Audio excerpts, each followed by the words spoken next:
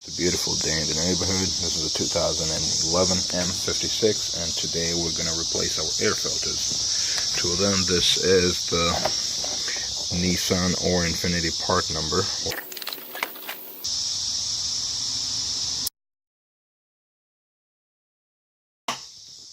There you go. Remove these clips.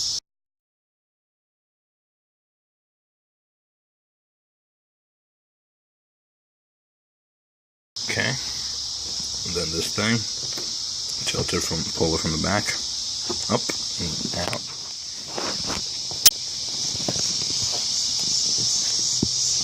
If you're curious about what it looks like on the bottom side, just the gasketing material to keep the air in, air dams.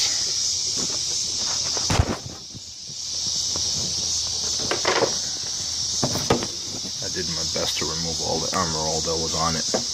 So I'll come here, then this, to your 10mm.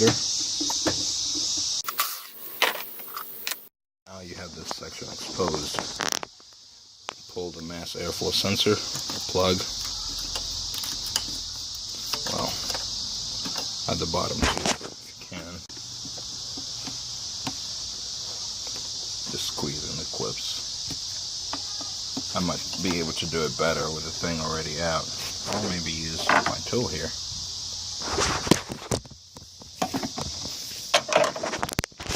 So I was able to use my prying tool to remove that little clip you see. Already unplugged those two. Here, whatever you need. An F10 would do, but I just chose to use a flathead screwdriver for that. Place it with 10mm. Okay, so now what you're doing is pushing this back, disconnecting this joint over here. Need to put the phone down.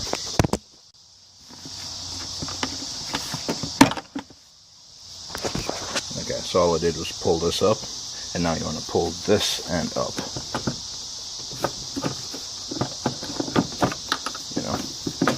Took the room away from it. There you go. Out. So you have these two prongs down here that go into these spaces down here. We've got holes on the frame. This hole and the second one there. Those are the ones that hold the air box down there. I feel like I've lost the grommets that go around them, so I'm going to have to look for those. Side. Look how dirty that filter is. Well, I guess this one already popped. Open that. Open this other clip. That just falls apart. Pull this.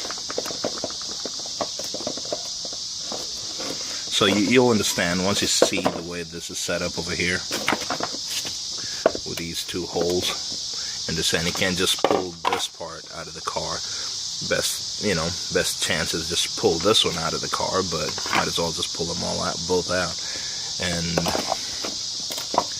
remove this.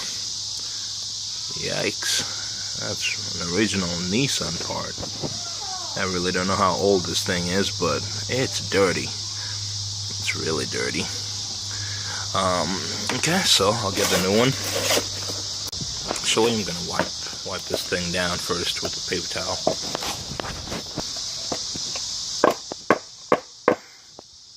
Kinda dirty.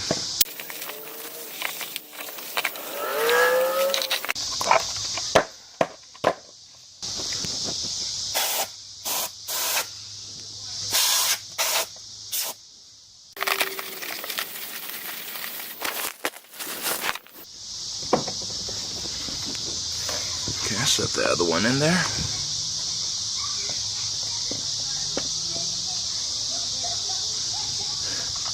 Get this thing, push it from the top, slide it into the slots down there. It's going to squeeze the gasket a little bit at the bottom, but just keep pushing until everything's aligned. Left and right. then push the clips in.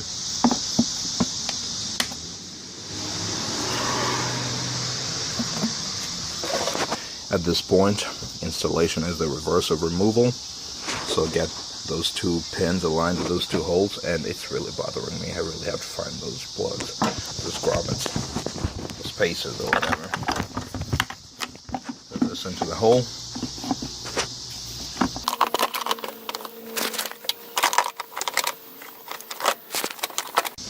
It's a two-hand job, so I'm going to set this down. What I did was use one hand to lift this up, use the other hand to guide this into the holes it's supposed to be in, get it aligned over here, set it, actually I recommend you don't use a tool on the way in, or a power tool that is. Get that aligned, again needs two hands, reconnect your plug,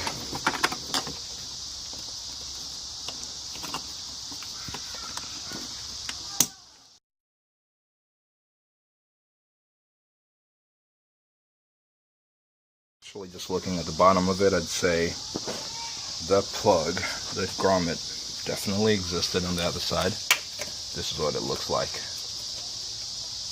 Well, it's really hard to even remove. I don't know if it fell into the frame or what. Yeah, it's much easier to drop it into the frame than pull it out. That's what that is. I'd say it's more likely this job has been done before. Probably when the timing chain recall was being done, and it's just that the car was being driven in a really nasty environment, or maybe the filter was not changed during that time, who knows. Alright, so remember the grommets I talked about? I did find two on this side.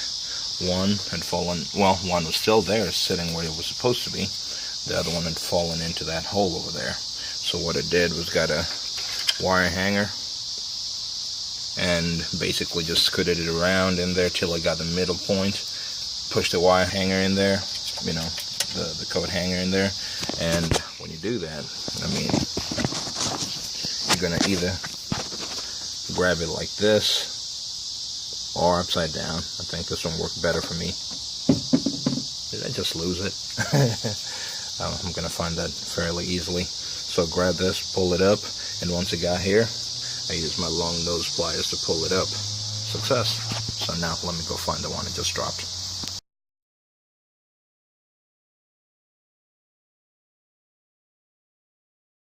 Okay, now I'm going to attempt to put this thing back together.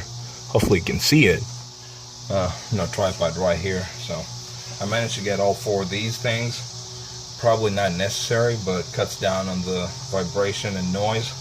So as I said, align that to the hole.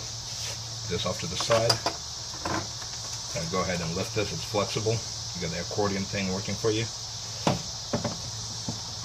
Get it aligned.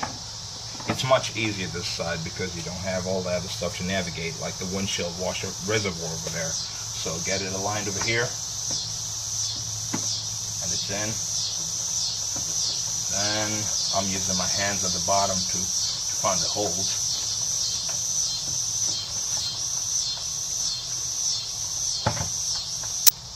In. Put this bolt down.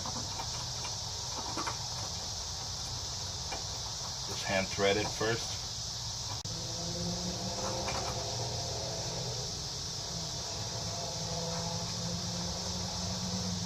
There we go, we got it. Just pulling the trigger halfway, and it's secure. Now go ahead and tighten your clamp, make sure everything's sealed, fully sealed.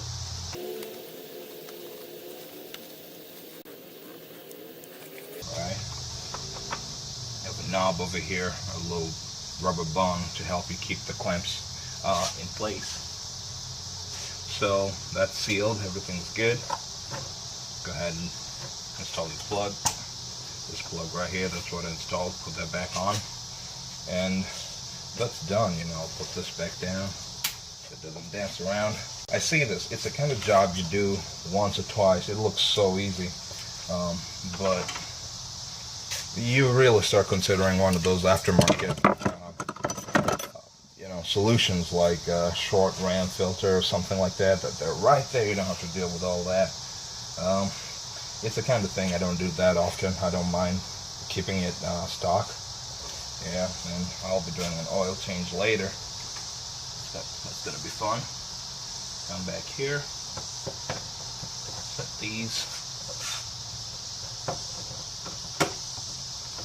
have it aligned, then drop the back, push your clutch back in. Always seem to have, to be left with less than you started every time, so I need to buy a bunch of these clips and just have them at home, because most of the vehicles we have use these type of clips. So, but yeah, that's it for now. 4 clips instead of 10. I started with 5, now I have 4, so I'm gonna need to borrow from the other cars or something.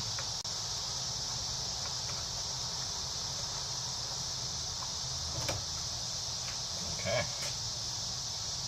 this is good. I'm happy. Look at that. One simple-ish maintenance item handled. So make sure these clips are good.